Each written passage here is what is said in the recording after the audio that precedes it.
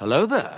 Hello there, and welcome back to the Sky Guys podcast, a quote unquote live edition of Sky Guys. Technically, we're recording the episodes 4 of Skeleton Crew Recap just minutes after watching the episode. I'm one of your hosts, Mike Phillips. With me, as always, Pete Consadori is here. Pete coming us from a remote location. Pete, you safe from the battles on Akron. I think so. Yeah, no, great to talk to you guys. Excited to see what you think about this episode. I definitely have my fair share of thoughts. So excited to see what you guys think. Yep. Also here with us today, the leader of the Raider gang that we met tonight, Nick Fraietta is here. Nick, how are you? Doing great. Can't say I remember anything about Attin, but excited to talk about this episode. Yeah, he doesn't remember anything about Attin. I can't say I remember anything about it. Yep, another guy who can't remember anything about Attin here. Our guest tonight watched the episode live at 9 o'clock. Now he's here with us to talk about it on Tuesday night. Nick D'Alessio is here with us. Nick, how are you? I'm doing great. Happy to be here. Excited for some good Star Wars content for the first time in a while. Yeah, so we were talking about this before we got on the air. You're loving the Skeleton Crew so far. I love it. I love it so far. I don't know if I don't know if like the bar was too low or I think it's just a good fun show that doesn't take itself too seriously and I love it. Yeah, I think it also helps Nick that it's December and we're in holiday mood. We're not thinking as critically about it as you would if this came out in like the middle of like the fall or like the spring. Yeah. Yeah, that definitely plays part of it too. Yep. So Pete wants subscribers in the Sky Guys. They can do so Apple Podcasts, Google Play, TuneIn, Spotify, Amazon, all usual suspects. Simply search for the Sky Guys here at podcast platforms. We find all episodes there here. And just in the suffering friends, you gotta wait till the weekend to get this episode. So make sure you subscribe if you like the Star Wars stuff. You can get it as soon as possible. Yeah, absolutely. It's free, helps us out, helps you out. You get a bunch of content much more quickly. So definitely subscribe. Yep. And Nick Fraietta, people want to follow social media. How can they do that? Follow at Sky Guys Podcast on Instagram, Twitter X, and TikTok. Yep. And speaking of the Instagram, we'll go to our social media comment of the week. This is from one of our Reels from the premiere. This is from Droid underscore protocol underscore official on Instagram. Talking about the Attin theory. And he says, I think there's some kind of hidden system like Camino. It's probably part of a New Republic communist regime to force citizens to be loyal to the New Republic. Nick, that's a different take than what we had on the podcast previously. It is. I don't agree either. Yeah. Sounds cool, but don't agree. And I think we get proof this week that that's incorrect. Yeah, Nick D'Alessio, any big theories on Attin so far? No, I'm just kind of seeing how this whole thing unfolds because it seems like the planet that we're on today, all those at planets are kind of similar structure, similar build. So it's almost giving me Lost vibes, Yeah. of like, The Dharma stations? yeah. So I'm sure I don't have a theory yet. I'm waiting to see how it unfolds. All right, so keep an eye on these theories here. You guys keep sharing your comments here. We'll share them on the podcast. And you can also check out the YouTube version here. Mike Phillips on YouTube. And I was telling Nick D'Alessio, some of the others off the air, we do have some more props and graphics up here, including we have a couple of new builds from the Lego Star Wars Advent Calendar this week. So I got the mini microfighter scale Ghost ship is actually here, Nick. Awesome. Yeah. Pete, that's one of my favorite builds so far in this calendar. It's a cute little thing. I mean, I've been going with it for the past however many days, 17 days. So it's been cool. Yeah. I recommend it for anyone that hasn't done it and is a Lego fan. It's maybe not something I'll do every year though. Yeah, I think it depends on what's on the box for me for that. Sure. All right, so Nick Fraietta, we have one little bit of Star Wars this week. It concerns this show. It's very quick. It's that the show, Skeleton Crew, has failed to crack the top 10 of the Nielsen streaming ratings for the first 2 weeks of release. We don't know about week 3 yet, considering it just came out less than an hour ago at time of record. But that's it. That's all the news. Yeah. Nick D'Alessio, any reaction to this? During the reception to Skeleton Crew has been pretty positive online. You surprised that it has not managed to crack the top 10 of the Nielsen stream ratings. It covers just streaming shows. Yeah, I mean, a little bit, I guess. But do we have a reference? Like, what were the other Star Wars shows? Like, were they anywhere near the top tens? Well, according to the article that I read, everything had basically charted until the Acolyte. I think after episode 3, it dropped out. Mm. So yeah, that is surprising then, because I mean, what else is on right now? Like what's fighting where it's competing with them? Yeah, I wonder if this might be a situation where people are just too busy with the holidays to check in on this, and like maybe you'll get some delayed viewing later on once people come out and the whole season is good. And, oh, I'll go check this out now. I mean, if you weren't us, did you really know it was coming out? I mean, that's the argument I'll make. I mean, we were on top of it because we do a podcast about Star Wars, and we're always trying to see what the next thing is. I got to be honest with you, there really wasn't much marketing behind it, at least from what I saw outside of our own research. So I think it's a combination of they saw how bad Acolyte did. Maybe they just didn't put a lot of money into the marketing because they're like, let's save a bunch of money. But I don't know. I think that's part of it as well. Yeah, and Nick Fraietta, last thing I point out before we get to the episode here, I think very concerning if you want more of this show that it's not getting good numbers to date. Yeah, very. I don't see a world where this lasts more than this one season, honestly, and not because I don't think it's made well. I do think it's made well, especially for what we're getting. You know what I mean? It's not a groundbreaking show or something like that, but it's entertaining and it's fun, and we all like it for that reason. It's not an end or show, but it is what it is, and it's unfortunate. Yeah, it is unfortunate here. Let's get to the actual episode here, where we talk about episode 4 and the title quote basically from SM33. Can't say I remember no at in here. Nick D'Alessio, kick us off here. What do you think of this generally about this episode? I feel like this episode was pretty much on par with the first three. I don't think there's really been any like dip in this show. I think it's been a pretty good pace. It feels like it's written to be shown in episodes, not just like one long thing that they forced to chop up.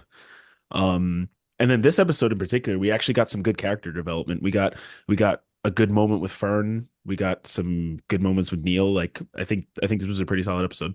A lot of Neel this week. Yeah, this was a good week for Neel.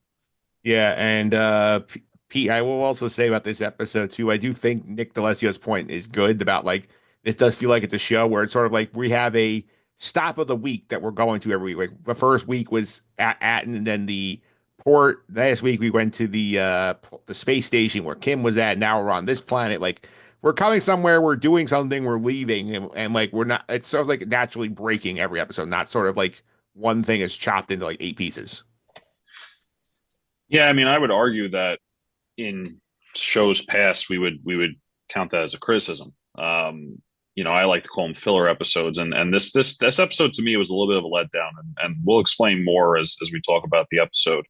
But it's funny that like I said in previous episodes of this show, when it comes to other Star Wars shows, we would criticize it for not sticking with the main plot. It does, not to say it doesn't, but we would criticize it to not being one long show and just kind of jumping and skipping back and forth to different things. So it's an interesting dynamic. It was done well. I'm not going to say it wasn't, but not my favorite episode.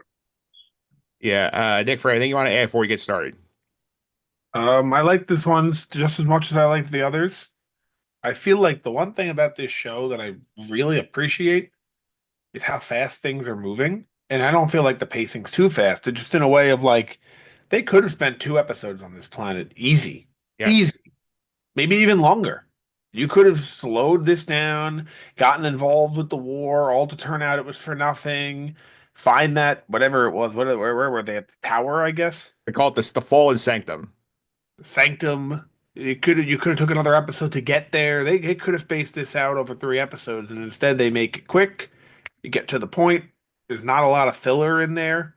More so, it's really just development of characters more than it is filler, and gets to the point and gets you out of there. I feel like all the episodes have been that way. We said at the end of last week, I believe, I was like, I think they showed everything from the trailer already. I have no idea what's next. Yeah, I And agree. that's great. I love that. It is great. You're getting into this episode here, and we do find out real quick that the coordinates Kim gave them basically take them. They think it's back to Attin, but it turns out it's at Akron, which is one of the sister planets that we learned from Kim last week was basically destroyed.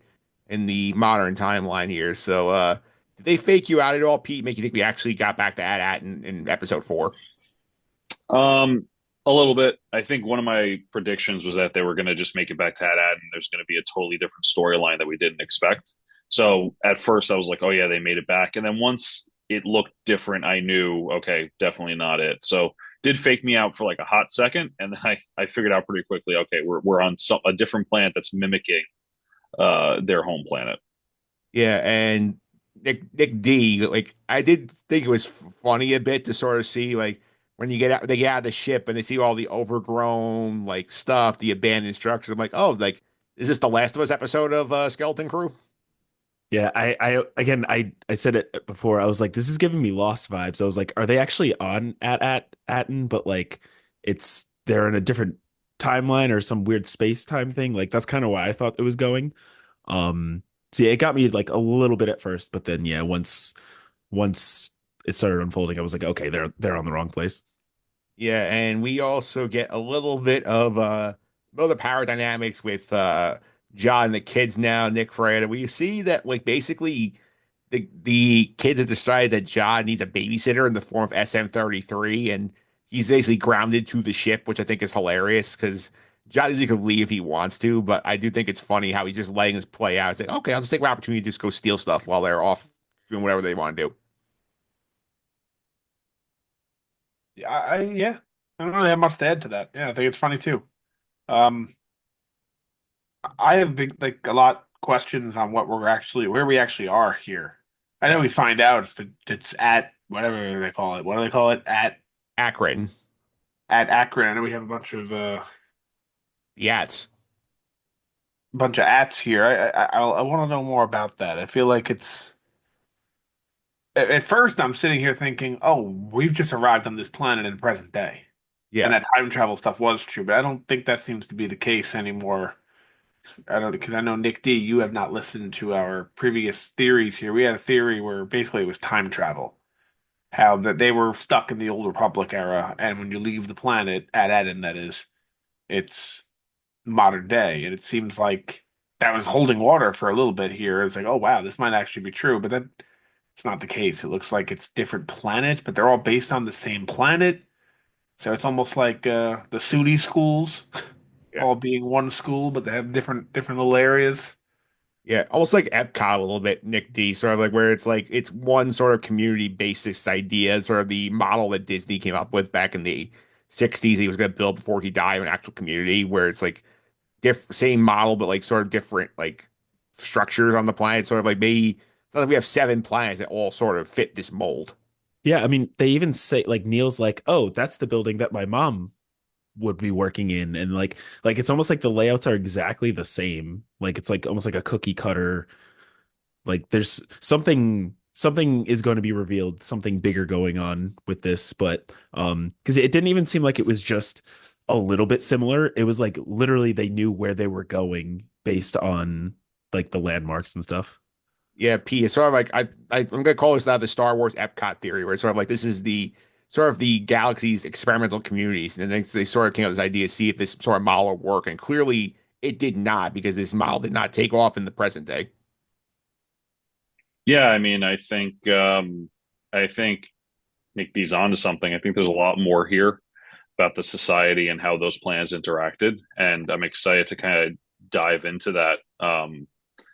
It I think we're going to hear a lot of not corruption, but we're going to hear a lot of backstory about why Attin is the only one that is peaceful or around still or anything like that in the near future of the show. So I have to agree with Nick D. Yeah. Then we also go forward here. The kids like leave John on the ship, and Nick D, we get another lost sort of reference here when the kids see the beheaded statue. Like, were you thinking immediately of our Forto statue from Lost? I actually didn't think about Lost on that one. No, but what did he call him? Statue, Mister No Head or King Captain? No Head. King Yeah, No Head. King No Head. Yes. Yeah. Now I guess that's something that must have been added during the wartime after the fact because like they don't recognize a statue of anybody from at Adden. So I guess that's specifically to that planet with the war going on. I don't know. I was thinking that too. I was thinking maybe they do have that of their what would they call the guy on their planet again? Supervisor. the supervisor. Maybe they have that of their supervisor. We just haven't seen it yet, and it made me start wondering and start thinking, well, why was the head left off intentionally here? I know they could easily just knock the whole statue down. So I'm thinking to myself, I'm putting on my aluminum foil hat, and I'm thinking maybe the supervisor is someone we know. And Yeah. now I'm going to be upset when it's not. Hmm. Yeah. Yeah, P, I wonder with the statue too. Like, clearly, this is supposed to be sort of like this plot's kind of like fending for itself after it got ravaged by either the Empire or like some other forces back in the day. But like, I do feel like the statue hint is there for us. Yeah, I mean, I like Nick said, it's probably someone we know, and we'll get disappointed when it's not. It's trying to tease us a little bit and try to pull us in. But it's it's interesting. It's something that they don't recognize, so I'm curious to see what that comes out to be. Nick, it would be the funniest reveal on the statue. Who it would be? The funniest reveal. Yeah, like if it's the statue of like somebody that was like completely random, they was worshiping for some reason on this planet. I'm trying to think what time. Where are we in the timeline? We're like 9 years after Empire, right? Something like that. Yeah, We're the but same as Mando season three. yep, Now it's Same. Boca and our good show, Rangers of the New Republic. I never. Yeah, the abandoned show. Yep. Mm. Oh God, what would be the funniest thing? Yeah. I don't know if it's just like Jar Jar. I don't know, like something completely random. I don't know. Yeah, imagine if this is like a statue of like I think Jar Jar is a good one. Imagine this is like the Ewok showed up and they built the C-3PO statue. That's a good one too. Yeah. Yeah. So anyway, we get a little more backstory because they get intercepted by a group of like child scavengers led by Hana, who goes ahead and picks them up. They bring them back to their headquarters. You see there's a group of raiders going around that the conflict of the episode seems to be that these two sides they steal each other's like OPs, like the animals basically stealing them back and forth from each other. And we learn that Hana's dad used as basically scripted the children of the planet of their clan into becoming child soldiers and using them basically as cannon fodder to scout out the way here. So Nick F, like this guy is really fucked up. He is yeah. I don't know. I mean, what we see on this planet, so it's I don't know, it's a war zone, I guess. In our world, it's not the same. It's messed up. He's not normal, whatever. But I guess you got to put it in perspective of that world, and in that world, that's what life is like. Yeah, but Pete, at the same time, we see the other group, like they're not using children on the front of the line, basically. They've like had their adults there. I can understand maybe, oh, the kids, we want to teach them to defend themselves because this place is a violent, like disaster of a planet. But like you just saying here, you know what, Fern, kids, like you lead the way. We'll follow you. Yeah, I mean, it's definitely a different way to approach battles, I guess. Mhm. And let me just tell you, what was the character's name we meet?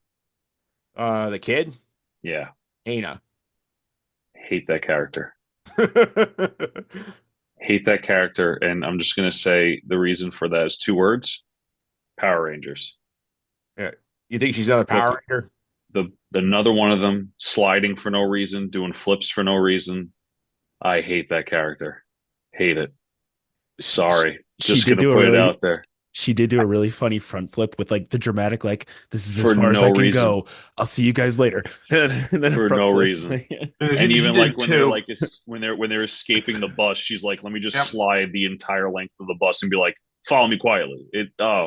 Terrible, absolutely terrible. Is it I And more? thought he I was setting them up and like tricking them when they were gonna leave yeah, away, and they were gonna like he's gonna like shoot them in the back or something. But no, he just wanted to have them lead the way, I guess. Yeah, and P, is it more defensible that she's actually a child compared to these teenagers we saw in the other show? no, there's no reason for it. Yeah, No reason for it. It's just the writing. I mean, look, Yeah, she doesn't seem if as young. she seems like she's not 11. no, I look at the end of the day, I think it's a little bit more excusable because this show is more family friendly, and like stuff like this always happens to make kids be like, "Oh wow, she's so cool," but like it's got to stop. I just there was zero reason for any of that. Yeah, Zero reason. yeah. The internet's gonna hate you now because you're dunking on Neil's new love interest. I mean, look, at the end of the day, I'm not saying the character is not well written. I'm not saying that the character is a detriment to the story. But for me personally, from what I've seen in Star Wars, this is the most out of left field crap you can have other than the Cyberpunk Power Rangers, right? And I just hate that about the character, and I hate the character because of it so far. If we get more of the character and she redeems herself, cool. I'm fine with it. But right now, zero reason for that. All right, so we do find out they do go meet Hana's dad and the crew, and they basically get conscripted to join the army with the tease of if you help us, like we'll help you find the hidden sanctum, and you can find corners to your planet because of course these guys have no idea where Attin is either. So we had this training sequence. We get a lot of sort of like Hana pulls Neel aside because the other three are kind of goofing. I was like, you seem more serious than the rest of them. Come with me. So Nick D, we see them go to the roof. Neel sees more of what's going on. You get a lot of Neel descriptions episode where Hana basically tells him like this is why we're fighting and so on. And Neil's sort of offering this philosophical debate, which I'm not expecting from this show. So I'm like, why are you guys fighting so much? Like, if it was me in charge, I would like go talk to the group, try and make peace because it's more, better for us to like not be fighting each other all the time. So, not expecting a philosophical debate on the merits of war out of this show. Yeah, and I think the episode handled this really well because you have Hana, who's clearly like only known fighting her whole life, and then you have like the rest of the gang who are like they're kids. They're like, yeah, I want to shoot guns, I want to do this. This is fun, and like while they're training, like clearly they're not doing great. And then you have Neel come in, and Neel's like, this isn't how things should be, and like maybe I'm weak because of this, and like the whole point of this episode, a big part of it is like, hey, maybe like because you're perceived as weak doesn't necessarily mean that you don't have value and things to bring to the table that can help everybody else. And I think, obviously it's a kids show, so they're gonna, kind of boil it down a little bit and simplify it a bit. But yeah, I'm like, oh my God, they're like literally sitting on the roof talking about like, should children fight in wars, and Neel's giving food to these like clearly like orphaned children and stuff, and it's just like a lot more emotional and impactful than I think you'd be expecting from a show so far that's been really lighthearted and very humor. Nick Fraietta, what do you think about what we saw on the roof with those two? Um, I think it wakes Hana up a little bit to the fact that her planet and her lifestyle is not normal, Yeah. and she realizes that there's a much bigger galaxy out there. And I think that I was actually a little surprised at the end when she didn't go with them. I thought she was going to. Yeah. Maybe we'll see her again down the road. I would have driven Pete insane if she went with them. If she kept doing flips, then I agree. Well, if she went with them, there'd be one less flip. There'd be Yeah. one less flip. No, She wouldn't have done the flip on the way, which was probably the worst flip too, the one out of there. yeah, yeah. Yeah. Could have avoided it if she stayed with them, which we may get more of Hana, right? Like we may get more of the character, The and I flipping. I can't see that we don't see her again the entirety of the show. But yeah, it takes away one more flip. Yeah. I think for sure. I think in terms of the situation here with this crew, what's going on here, and we see when they go back down, we see that like KB apparently is a great shot and like she's nailing stuff here. We see Wim Nick D. Wim trying to use the Paz Vizsla like rotating gun was hilarious because he was not ready to offer the recoil. Yeah, honestly, my first take on Wim, I was like, I don't know if I like this kid as the main character. I think, but like his personality style, his everything he's doing fits in so perfectly with just the rest of the group. So like that's like they have their things that you're like classic Wim, am I right? Like he's gonna try to shoot this thing and get launched backwards. Like they have their tropes now that aren't like tropey. Trope's not the right word. It's just they have their personality styles, and yeah, that moment leads to a nice moment between Wim and Fern, which I'm sure we'll get into after that. But yeah. Yeah, we'll get into this moment here where basically it turns out, okay, it's time to go to battle, kids. Like Fern's like, you know what, like we don't have to do this. I accept, like, I appreciate the training, but we decline the offer. And they basically get forced at gunpoint. Pete say, okay, you know what, like we don't like deserters, so you're gonna do it whether you like it or not. So like very dark vibes from this like raider group, which is supposed to be the scavengers, supposed to be the friendly half of the conflict, apparently. Yeah, I mean, I use the term cookie cutter. I feel like I've seen this a bunch in different medias, and and it works, right? It fits. It's not overacted. It's not forced, as I like to always put. So yeah, it makes sense. They come off as this like kind of we're the good guys, but we're still going to use you for our benefit. And if you desert us, you're going to be in trouble. So it works, and I think it's a good way to write that part into the next one. Yeah, and then they get sent off to the front lines. Neil's terrified, but Hannah volunteers to go with him to give him some courage here. And then at this point, John shows back up, as we forgot to mention earlier. He gets sort of runs into the other pirate gang. They find the ship. He shows up. He brings the OPs back. The claim we get, Nick Fraietta, is that he says, "I found these credits on the ship. I bought the OPs back. I sent them back over here. We're all good. Do you buy that this is what happened? You think there's more of the story he didn't tell us?" No, I buy it. It's like he kind of stole the credits. That's kind of the downside of it. And like I also kind of get it. He saved their life, so I don't think they really have a right to be mad. Yeah, Nick D, given like what we've seen of Jod so far, like we see like we already know that he's lied to the kid, that he's kept things from us. We know that like he's got like stuff going on in Pirate Land, and like he was a pirate in the premiere that we saw get overthrown. So like I think it's reasonable to distrust like the full story he's telling you. Maybe we get a reveal later on, but like I don't know, he at least appears to have chosen the kids over like just getting out of Dodge scot free. Yeah, I think he still clearly has his ulterior motive of getting to the like this uncovering this treasure, uncovering this planet that has all this wealth. In this instance, I don't think he's lying to them. I think being like this well-known scoundrel, I'm sure he's multiple times throughout his life has figured out how to get his way out of a difficult situation. And this seems just like another one where he's just like, I got money. What do you guys want? Like he probably wiggled his way out of that situation. Yeah, Pete, I did think it was cool for Ja. I know, like the internet's like, oh, now he's Star Wars dad. Now he's got these kids here, and like, I sort of get the sense that he's a little bit of Han Solo-ish, where like like he's got the checkered past. He's well to talk his way into and out of jams, but like he is have like a kind plays his heart for these children. He knows are in big trouble without him. Yeah, I mean, I chuckled a lot when he finally, they come up to him and they say, "What flag do you fly under?" I don't know what they say. And he just goes, "You know what? Just shoot me. I don't care." Like he's just very like, "I'm done." Like I just and I that was really funny for me. I think that was a great part. But I think that we're gonna see that conflict with the character, this back and forth of being, a scoundrel, a pirate, trying to get his way for his selfish thing, for his selfish ways, but also to, building those relationships with the characters, the kids, and being like that fatherly figure while they're away from their home. It's definitely the dynamic that I was hoping for, and we're starting to see happen. And I think it's gonna give a lot of conflict and a lot of growth in the upcoming episodes.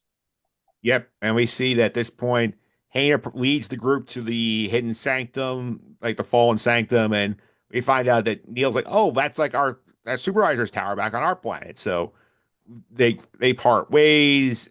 She basically says that like like I can't go with you now, but like you've given me things to think about. Nick Fraietta be saying, "Oh, like like there are more ways to do it. Maybe when I all have become the leader, I'll consider a different strategy." And I think they left the door open. We're getting more of Hannah in this show. I agree. And if we don't, maybe we'll just hope that that planet in the future will get her leadership and take Neil's advice and try to stop the fighting. At one point, I was also kind of thinking of this in time travel as the other way, whereas this was that way in the past when they were fighting, and then eventually down the road the fighting ends and they build a society. But I don't think so. I think the Sanctum kind of disproves that theory. Oh yeah, 100%. And also, I think if anything, it kind of makes more sense the opposite. That at Attin would be the past, and this would be the future, like a post-apocalyptic thing. Yeah, If and anything, yeah. Nick, do you think the show wants to get invested in like Neil's love interest? Because I know in the first episode, like he has the crush on the kid in his class, and now I see him like have this big bond with Hannah here. So like they're very like invested in making us like love Neil and his pursuit of romance as like a kid. Well, yeah, I think a thing that I like the way they're writing Neel as a character is like I think like a lot of these things that all the kids are doing, you kind of remember yourself being a kid, being in those kind of moments. But I think, we all think that we're gonna be the Fern, we're all gonna be the like the we're gonna do all this crazy stuff, but in reality, we're all kind of Neel. Like we're not fighters. We don't go to war. We don't know how to do any of this stuff. We go home to our parents and like have crushes on girls, you know what I mean? Like, and so I think that that's why it's nice to let a character like him have kind of the lead, because like we're all a little him. We're all more him than we are the other characters. Yeah, we all have a little Neel in us. Yeah. Yeah. Yeah, and then we see they go to the sanctum here. They get to the top of the ship. We see that there are pillars of coordinates of all these other at worlds. We see their names of a bunch of them. We find at Attins, the cords have been ripped out of the wall. SM-33 says, I did it, and then goes into all of his shenanigans. We get this great scene, Nick, do you know you want to get to it, of Fern and Wim talking, and Fern basically is like has sort of like breakdown saying, like I screwed up. I almost got us killed earlier. I didn't know what I was doing. And I think it was cool that like Wim, I know was jockeying the leader initially, like gives her the pep talk, saying, like, you're capable of this. And he inspires her basically find a solution to the current problem where SN-33 knows more than he's letting on. That's right. Can't say I know nothing about no. I can't say I remember nothing about no Attin, right? Yeah. And I know Nick D, I'm sure you had wanted to weigh on this also. Well, yeah, I think this is my favorite scene in the whole maybe show so far, because it's like a lot of these Star Wars shows as of late don't really handle character development great. And like the way that they handle Fern in this particular moment, it's like I just think they handle it so well. She's like from the first time you meet her, she's like leaning against the chair and she's all like, "Yeah, that's my bike. I'm cool." And then like, and then she acts like she doesn't care. She's like, "I'm in charge here." And then like the second her actions have some consequences that puts everybody in danger, you're like, "Oh my God, that's right. These are children." And her reaction is that of just like, "I'm a child. I don't know what I'm doing." And it wasn't overly dramatic. She wasn't like hysterically sobbing. It was just handled so like I'm in over my head and I'm overwhelmed and I don't know what to do. I'm a kid. And eventually they get there, but I just love the way that scene was handled. It was a great scene, Pete. I also think we got to give credit to Wim, too, like who we have not been the biggest fan of some of his choices as a character over the course shows why he's not doing so great in the LVP board here, but get some credit here for, like pumping up Fern, saying, like, if I was in charge, I don't think we would have gotten this far. And like, I think like offering positive encouragement at a time where it could have been easy to sort of, say, like, yeah, you screwed up. I should lead us now. I think it's smart for him to realize, like she got us pretty far, whereas I got us in this mess. She's got us far along than we needed to be. Yeah, I mean, like Nick D said, I think, and both Nicks, this is a powerful scene. I think Wim shows a great deal of character development in just a 30-second window. Like Nick D was saying earlier, just Wim is like that character, right? He's always going to get into trouble. He's always getting himself hurt or lost or whatever. And for him to kind of like grow in these, just 4 episodes to this point where he acknowledges her as a leader and tries to reassure of that, especially in a time where she's a little bit weaker than she normally shows, is great character development. And I think, like both Nick said, I think they handled the scene very well.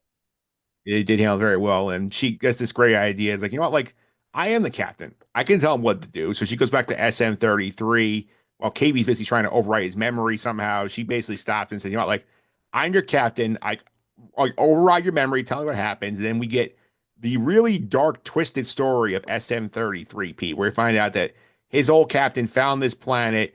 He ordered SM-33 to rip the cores out of the wall, had him kill the whole crew so they couldn't steal the treasure, and basically says, if anybody else asks you Attin, rip them apart limb from limb. And he goes into that mode, loyal to his old captain. So, like, this is a character who has basically been used as sort of like the cranky old droid comic relief at this point. I mean, now we get like the murder monster version of this droid. And that, like, it was terrifying the bits we got of him. Yeah, I agree. I think this is a really cool scene. And just gonna throw it out there, hot take. I think his old captain is the current supervisor of that Attin. Just gonna throw it out there, just as a hot take. Don't know if it's gonna land or stick, but it seems a little too, don't find my treasure. So it's kind of weird. But anyway, yeah, I think this is super dark. I didn't expect I thought this was going to be a droid that was going to be by their side the entire time. Probably still will be because eventually we will talk about what happens. But I didn't expect this turn, and I didn't expect it to get that heated that quickly, which was very good. I think it showed real danger in that moment, especially against kids. So definitely a cool twist. Yeah, Nick Fraietta. I also like this is something I could tell the Daniels from Everything Ever All at Once were having fun with their camera angles here. Like we get the low angle shot of him sort of expanding his limbs and the kids like sort of looking terrified of him. Like that was very menacing, very creepy. That was boss fight. I know Nick D knows. That was you got the boss down to half health, and he shows his true form. That was scary. Yeah. Yeah, Nick D, what'd you think of the boss version of SM-33? Yeah, it's the camera angles, they did a really good job with that because if he was just like, I'm gonna tear you limb from limb, but they show like the kids looking down up at him, and then they show his angle and he's like towering over the kids, and uh yeah, he and like no more reasoning with him. I mean, nothing's gonna happen to the kids, but for a second you're like, oh wait, how are they getting out of this one? Like, because there's no real exit here. They're up on an elevator. It did a good job of making you feel concerned for them. Yeah, it does good job with that. And we do have the moment, where like John's immediately turning out, like, oh, I got to shoot this guy, and the blaster's not working. And then we get the save, Nick Fraietta, from Neel, who's not in the shot with the other three. He throws a rock at SM-33, distracts him, and that buys time for John to run behind and flip the off switch and turn the droid off. So like incredible like job building up Neil's character over the course of this like half hour of content, and like basically him get courage from his interactions with Hana, and sort of now realize, oh, I have to save my friends. I think this is a great episode that they should point to in Star Wars, and the writing room say, you want to develop a character, this is a good way to do it. I would agree. I think Neil did a great job of being brave in the moment, which you would never expect from him until this episode. And obviously, you got to give John credit for actually running over there and making the save. He shows up a half a second later. Goodbye, Neil. Yeah, So credit to both of them. yeah. There's one little detail too I wanted to just point out. Like there's Jaws blaster freezing up. They put a little breadcrumb for that in the beginning of the episode because when they're training, they have those like the same blasters, and Hana literally says, "Yeah, those are weak. Those aren't anything good. Let me show you the good stuff." And like it kind of sets you up with like, yeah, they and of course they gave him the weaker weapons. So it's just like small little writing things like that make you show that like they actually care about the details in this world, where they set the precedent, these are weak guns, and then later on the gun doesn't work, just little things like that that go unnoticed. I think shows how good the writing is in this show. Yeah, Pete, what do you about Neil's heroic moment at the end of the episode?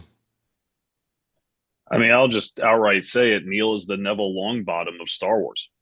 It's like just called a reskin at this point. No, I mean, I think that Neel's character development is greatly underappreciated. I think that we appreciate it, but I don't think many people would, unless you have that kind of like Neville Longbottom story. I have to say, I find it. How do they spell Neel? Is it the way that we spell it in English? It's Oh, it's Neel. Okay, fine. I was gonna say they give him the most normal name, meanwhile everyone in Star Wars have like these crazy names: Obi-Wan Kenobi, Anakin Skywalker, and so he's Neel.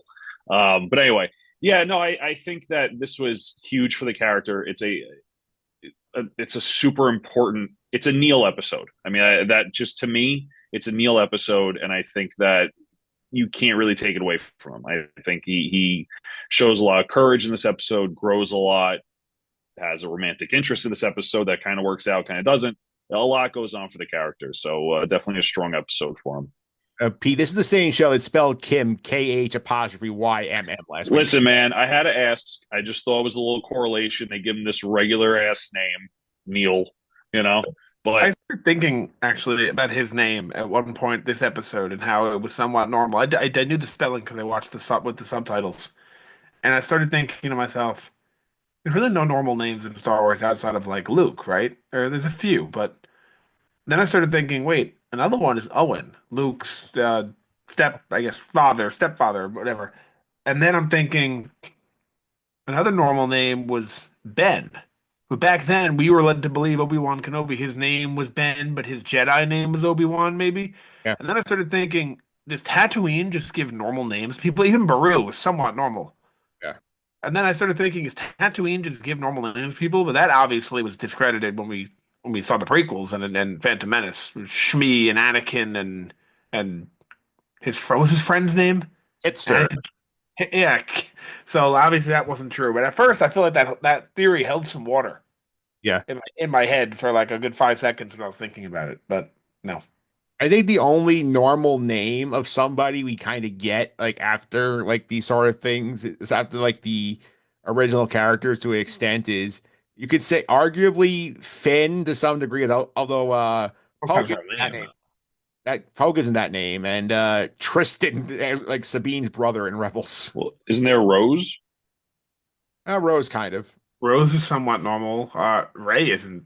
I mean, is Ray weird?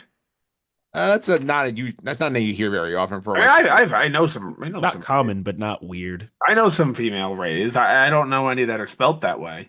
It's more common for a male Ray because the only like male Yeah, like of course, but I know some that are Rae. yeah. I know there was an Rey Ray who was the shortstop for the Mets in the late 90s.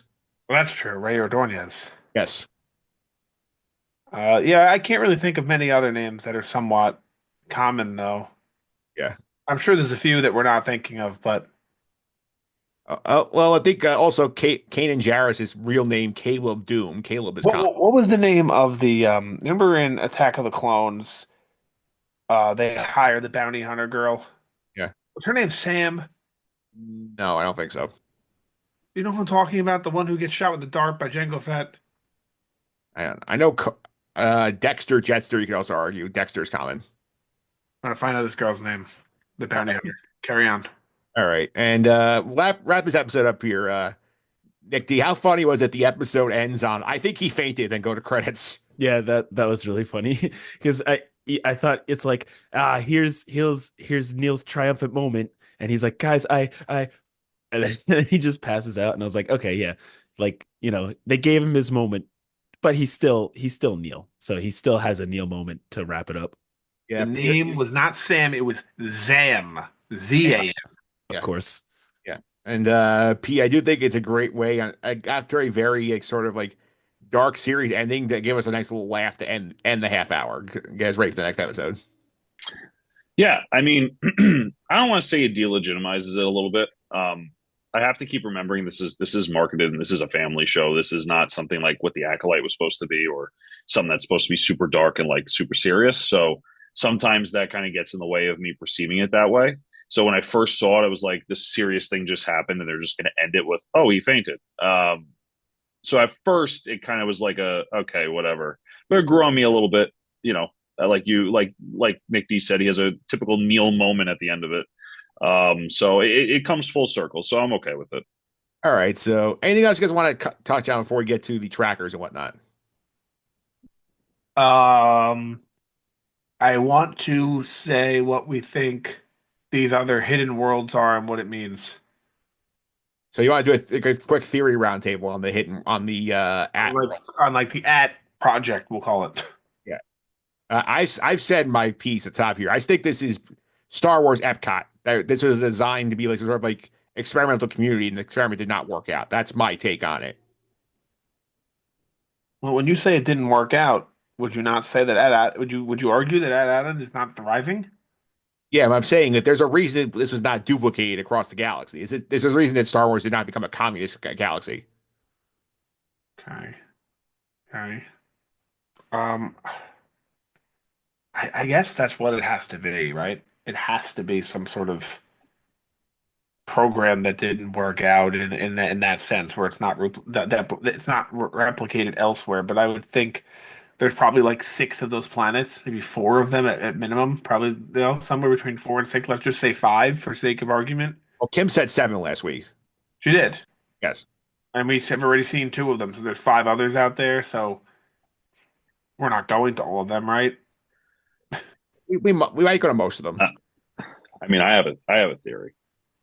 Please. So at Attin is like the unlimited wealth planet, right?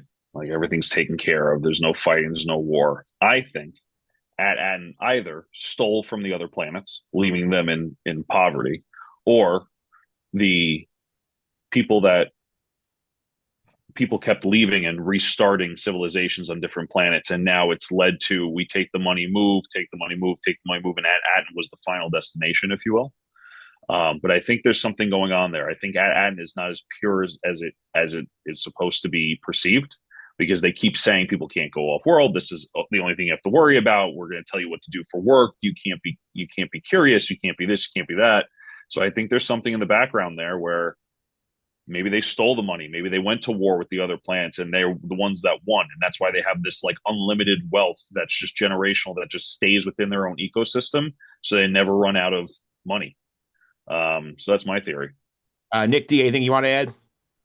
I wonder if they're gonna do like a Fallout type situation with like the vaults where like, each vault in Fallout is a different social experiment that wasn't revealed to the people of the vaults. So I almost wonder, were these like 6, 7 planets created to have some type of like, let's have this planet be, conflict with each other. Let's have this planet have all this wealth and kind of see like how can you make the perfect society? And then like whatever was causing, I don't know if that was an old Republic thing or if that's timeline thing, whatever was causing that to stop, they kind of just got forgotten about and then they were left to fend for themselves. Maybe something like that. Um, I think definitely at Attin, whoever ended up taking control of it definitely set something in motion so all the other ones failed. And that's why like it's so hard to find. But as far as like what the other planets were, I don't know, maybe it was some crazy old Republic experiment. I don't know. Nick Fraietta, I think it's a good sign of the show that like we have basically a different theory on Attin every single week. So like they're giving you lots of different ways to consider with this, what this going on with this mystery. You have lost the mute button, sir. They are. I like that a lot. I love when we're getting thrown left and right, and they haven't really given us like a an obvious one, like Chimera being what was his name? A Darth Shark. Dark Darth Shark. Like it was pretty obvious, and we were just sitting there like, well, when are they going to say it? Or we were like at the belief where it couldn't be him because it was too obvious, but they haven't really given us anything similar. Yeah, they give you a breadcrumb or two and then let you run wild.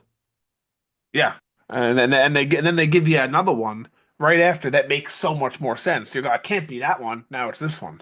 Yeah. Yeah, we'll find out more going forward here. But if you guys are ready, we can go on to the trackers and whatnot. Yeah.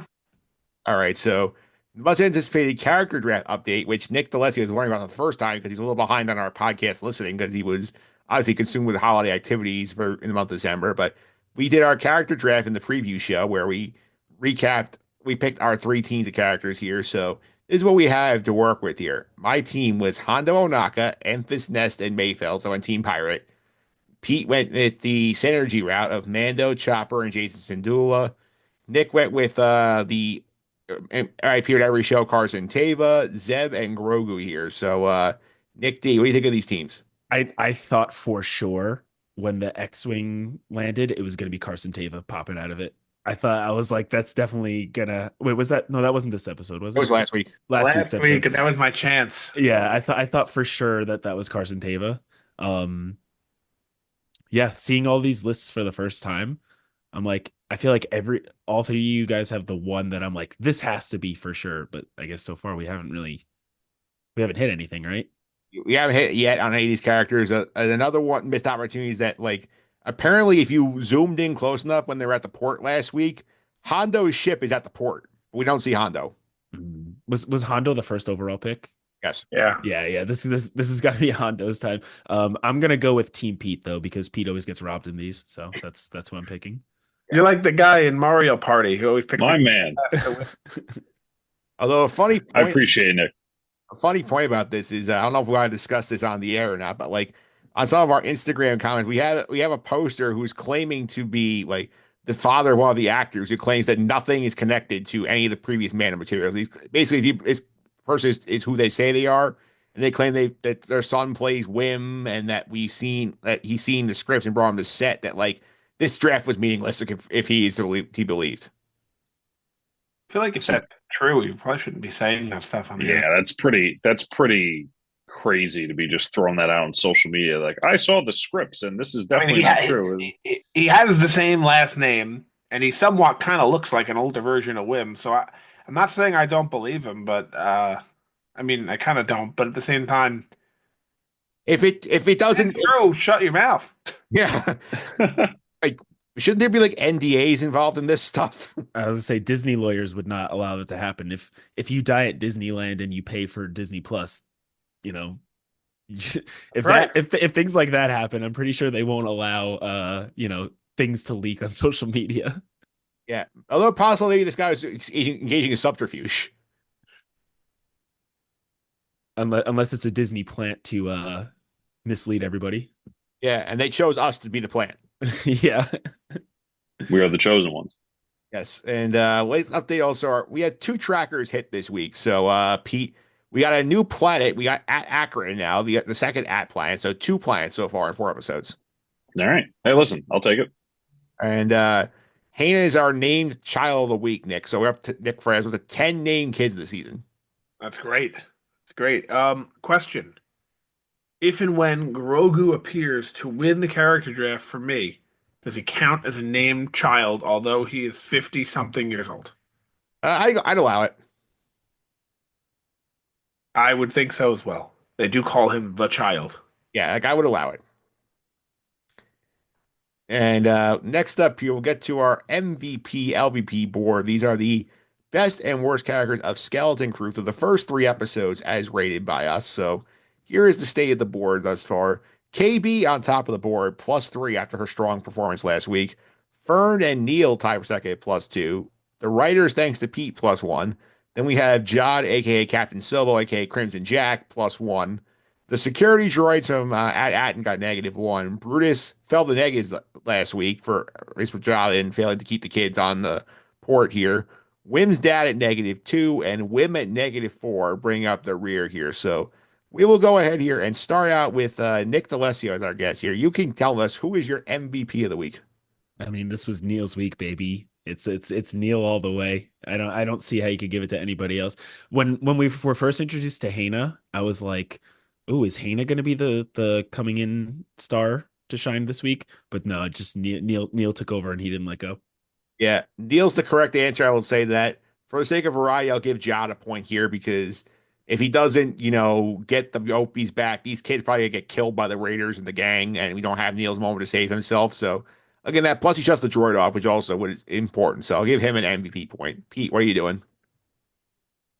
Yeah, I'm giving it to Neville. Definitely his week. Yeah, so should we just change on the MVP chart to Neil Longbottom? Yeah, honestly. That'd be great. Nick Fraietta. I'm going to go to Neil also. I'm happy that you mentioned Jod. I feel like that definitely deserves some sort of shout out. And be honest, if you three went Neil, I probably would have went Jod. Just wanted to make sure he got a point there. He did save them twice. Yeah, so Pete, next week on the board, we'll say Neil Longbottom. Let's go. Yeah. I love it.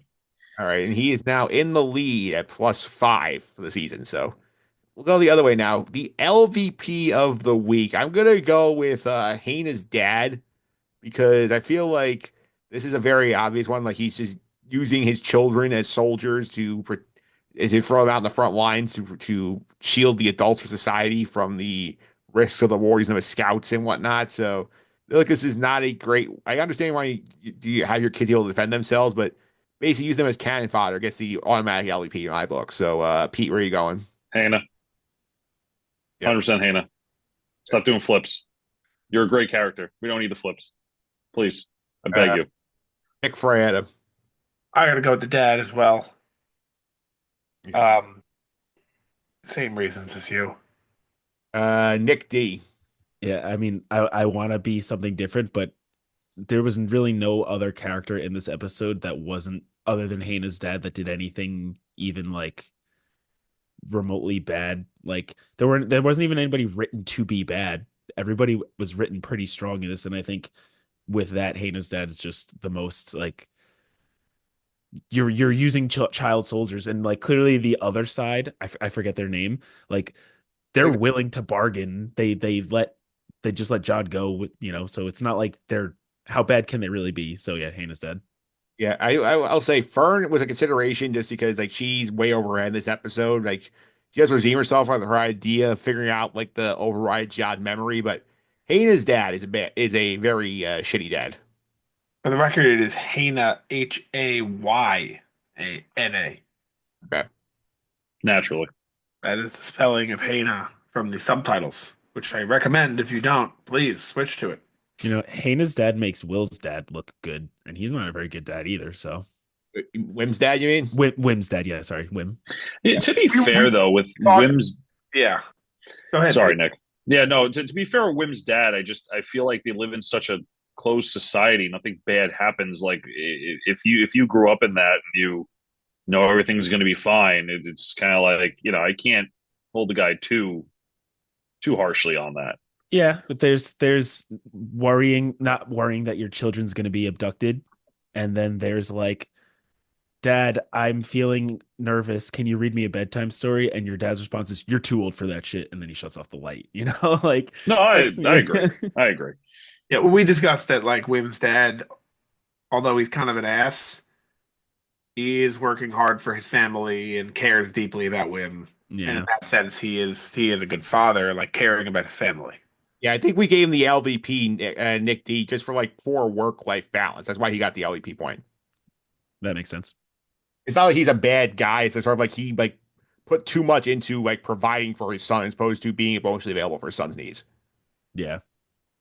All right, so next up, we will grade the episode on a scale of 1 to 10. 1 is worse than 1978 Holiday Special. 10 is up there with the Prison Break episode of Andor. It's on the pinnacle of Star Wars content. Pete, you can give us your grade for the week.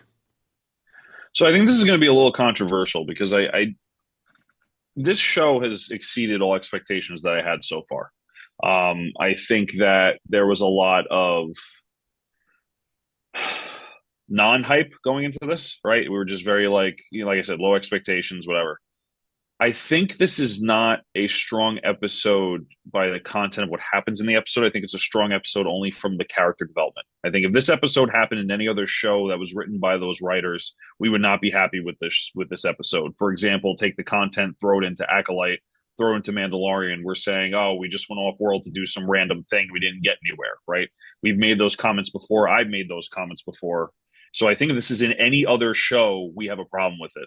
So I'm going to give it a 6. And the reason why I guess it's controversial is because it's a little low for maybe what this show is averaging. But again, I think it's just the writers really save the content because of that character development.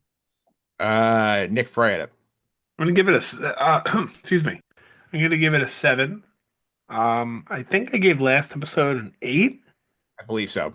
and I think it's pretty much on par, just a little bit worse. In terms of just not being as exciting. There's some good development, sure. I liked it. It's an episode that I feel like is one that I like in the show, but I won't think about when the show's over. D'Alessio. Yeah, I was my initial thought was like 7. This whole series so far to me feels in that 7 to 8 range. Like it's nothing spectacularly amazing, but it's better than average. So I kind of feel like in that 7 range feels right. I'll add another 7 to the pile here. Good character development with Neel this week and Fern. The Fern Wim scene is very good. The SM-33 bit at the end is great. And we got some more movement on the Attin mystery elements as well. I think it's cool. And John also character development. So like a very character development heavy episode. And like instead of, as Nick Fraietta pointed out earlier, instead of bogging ourselves down this planet for 3 episodes, as other shows would have done, we're in and out. Now we're probably gonna go somewhere else next week. We didn't go out. There Not still yet. might be a journey out of there. I hope not, but there might be. I suspect not. But next week here, predictions. As you're actually up first. What do you think happens in episode 5? I think there'll be a journey out of there.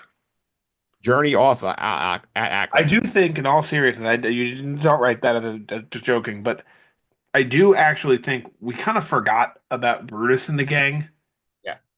and they got to show up in some capacity. I don't understand how they're going to find us, though, but they're gonna. The Bruise and the gang. You think it show up next week? I think they got to show up again, or else it's going to get too far into the season. People are really going to forget about them and be like, "Who's this guy again?" So I think they're going to be there somewhere. Uh, Nick D, what do you think? I think next week we're gonna get some form of a Jod betrayal. I think to kind of piggyback off of Nick's thought with like Brutus and the gang has to show up, like maybe Jod wants his way back in leading them and he knows where the coordinates are and maybe, they do a little detour and I don't know, but I think maybe Jod's initial betrayal is going to be next week. I think we're going to start going at hopping. I think that we're going to get this idea of, like, oh, like if this planet had the information, maybe one of the other planets had a similar structure. We have the information, so they go to one of the other planets that's not there, and maybe have hope in the SN33 didn't rip the coordinates off of every single planet. So I think we're going to go with a different at world next week, and we'll get a different experience of like what, as Pete was said, we were talking about the sort of different social experiments going on here. Maybe we'll get like a different at storyline next week and sort of the same sets. And Pete, you can wrap us up. I mean, I pretty much everyone said all of my ideas, so I'll give a just prediction about the show, how it's going. Maybe another hot take. My take is that Attin will become the most important character of this show. We have the most questions about it. We want to know more about it. Yes, we want to know more about the characters that we see that are actual actors and actresses. However, Attin is going to be the most important character for this entire show. The reason why I'm saying that is because you guys pretty much said everything I thought was going to happen. So throw that out there. Can we discuss how this they've done a good job turning this into their version of, you can call it a discount version or a poor man's version of Stranger Things, in that, we have this group of kids that no one seems to dislike, which is a good thing. And we have a big mystery on our hands. The beginning of Stranger Things, which was my favorite part of that show, which was like when the little kid, what's his name, Will, right? When he was missing, I was like, "Where is he? Where is he?" Then we learned about the Upside Down. It was all confusing. We're not sure. Kind of reminds me of that in a way. Like, what's going on with that? We're very confused, and we don't know what's happening yet. And eventually, we'll learn about it more, similar to how we learned in Stranger Things. But they've done a good job making their own little version of it. Yeah, so is at Akron the upside down? As of now, yeah, but I know there's five others, so we'll have to see how they look. Because Uh, About think like we ever get? Oh, sorry. think about Attin, perfect society, no fighting at all peace, very orderly. Think about at what is it? Akron, The other one at from Akron, at Akron, it's the exact opposite, right? all war. All war, there's no order, it's anarchy, there's no society. It's kind of the exact opposite. Yeah. Some of the other planets here they mentioned at A2, at Arisia, at Aravan, and at Akota. So all eight, it's all double A's. I'm sure someone on the internet knows what all of those words mean in comparison to what to add in the other one. They're going to find out, oh, this means that, and this means that. Peace and love versus war and hate. They're going to find out exactly what all of them mean. By the I, time the podcast feed is going to be about 75 million TikToks on this. yep, yep. And Do you guys think we actually get to add Addin or to make one final Lost reference? Is Add Addin the hatch? I think we get there. I think the kids end up at home. Listen, I only watched the first season of Lost, and I have no clue what you're talking about. I just knew there were people on an island, and then they went home, and Well, that's all I know. The hatch was the season one finale. I don't remember. It was like 20 years ago. Also, Nick Fraietta basically to reset the Lost season one finale. They find this hatch in the jungle, and then there's a whole that conflict with the others, and they say, "Oh, like let's hide everybody in the hatch," and then they blow open the door with dynamite, and then we end up seeing the shot looking down the hatch. You don't find out what's in the hatch till season two. Interesting. Didn't they go back to the island after they got home? No, that's where this Yeah, show. that's a little further down the road. That's like Show three off. seasons later. Yeah. That show lost me. Well, that's the point. Yeah. Yeah, just wait till season five when you get to time travel. Oh, see, this one's Yeah, but so I do think like we might do some ad hopping next week. I was going to ask Nick Deleza, which of these do you think is the Flash sideways of the at universe? I'm just waiting for the numbers to appear that hold everything together. That's what we're waiting on. Yeah, so just to let everybody know again, Disney Plus is still dropping on Tuesday. It means is a Christmas Eve episode drop, but like we all have families, we cannot record on Christmas Eve or Christmas Day. So look for a Thursday the 26th record from us. You get with the recap of episode 5. So you have a couple of days to find an hour to watch the episode after your family activities and listen to us on Thursday night, Friday morning. That's when you should expect in the next episode of Sky Guys, Nick. I suppose it's possible that they come in and say we've moved the date to Monday, but I wouldn't count on it. I think we would have known by now. I think they would have announced it probably tonight if they were going to do that. Yeah, because they did do that pretty late for the premiere, Yeah. but not this much time. I would imagine this would have been announced already. Yeah, I think they're content, Pete, with the idea of like, oh, it's Christmas Eve. You opened your present, you have some eggnog. Kids, before you go to bed, watch Skeleton Crew. It's something to do. It's a family show, so I can't see why they would try to move that. I mean, to me, if I was Disney, I would keep it exactly the way it is. It And doesn't work. It doesn't help for us, people making content for it because now, if you celebrate Christmas, it kind of gets into your holiday. But if you're just a casual fan watching it, it's, hey, Skeleton Crew comes out. We could watch this tonight. So, if I was Disney, I'd just keep it. yeah, it's going to stay there. And there'll be a New Year's Eve drop as well. So we'll talk about the plan for that next week. But Nick D, thanks again for coming on. If you want to keep up with your content, how can they do that? Yeah, thanks for having me. If you go to twitch.tv/the recovery room, we do live streams every week. Right now we're finishing up Kingdom Hearts 2, and then we're gonna do something else. Let the fans vote for that. The wild card. What's that? Star Wars Outlaws, the DLC, the wild card, which I just completed. Oh yeah, was it any good? It was so much less action than the rest of the game, but it was a lot of fun. Hmm? You go to a ship that acts as one massive casino, and you try to enter yourself into a sabacc tournament, and you have to do little quests on the ship. So there's not Okay. really much shooting and whatnot, but it is fun. You had me at Sabak, so It's maybe fun. I'll check it out. It's a good time. Yeah, it's a good time here. And Pete, if you want to follow me on social media, how can I do that? At Consy29 on Twitter, CONSY29. Don't have the background on right now. The background I use is designed by AP Tower 308. Check them out on Reddit. Yeah, once Pete gets off at Akron next week, we should be able to get there. Yeah. Nick Fraietta, one more time. If you want to follow us on social media, how can I do that? You can follow at Sky Guys Podcast on Instagram, Twitter X, and TikTok. Yeah, but you can also check out me on social media, mphillips331. It's MPHILIPS 331. This week over on the Justin the Suffering podcast, we're going to get you ready for the college football playoffs. You're going to be joined by Bill Benner of the Sporting News to preview the tournament, the entire 12-team bracket. We went through the whole thing, plus some NFL picks here as our disgraceful football teams finish out their season. And Nick Fraietta has a better chance to get the number 1 pick than ours does. Yeah, and I'll be on, I believe, next week to talk about those said picks. Yeah, spoiler alert. Yeah, that's right. All right, so we'll be back next week to cover episode 5 of Scale Drew. Again, do the holiday. Look for us on Thursday, not on Wednesday or Tuesday. You're going to get this Wednesday afternoon if you're listening to it. But until then, may the force be with you.